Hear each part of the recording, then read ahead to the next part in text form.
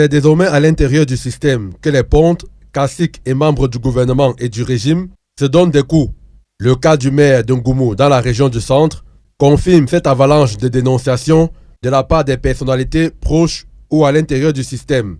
Le maire Jean-Baptiste Atemengue a dénoncé avec véhémence l'état de décrépitude avancée des établissements publics dans sa commune, pointant ainsi ouvertement du doigt la ministre des Enseignements secondaires. À Madame le ministre des Enseignements secondaires, pourquoi l'école publique se meurt? Pourquoi l'éducation secondaire se meurt? Il faut dire que la malgouvernance a assez étouffé les personnalités du régime.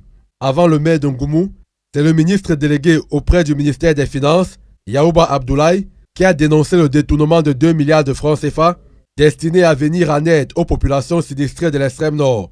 Le ministre délégué n'a certes pas cité des personnes de manière précise, mais entre les lignes, on se rend à l'évidence qu'il faisait allusion à ses collègues du gouvernement et aux autorités locales concernées par le déblocage, l'acheminement et l'utilisation de ces fonds publics. Presque 2 milliards qui partent comme ça, qui sont rentrés, n'est-ce pas, qui sont perdus. Le délégué général à la Sûreté nationale, Martin Barganguele, n'est pas allé du dos de la cuillère récemment pour dégainer sur les membres du gouvernement alors qu'il venait de vivre un calvaire sur la route Yaoundé-Douala-Moutenguene.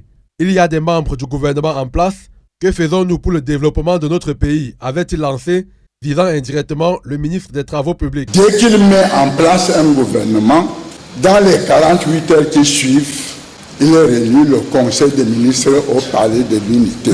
En fin septembre 2024, les Camerounais avaient été ahuris de découvrir une correspondance aux propos dénués de tout caractère administratif, signée du ministre de l'administration territoriale et adressée au ministre de la Santé, dans lequel le premier recadre le second sur des actions à mener pour lutter contre la consommation de stupéfiants dans les établissements scolaires.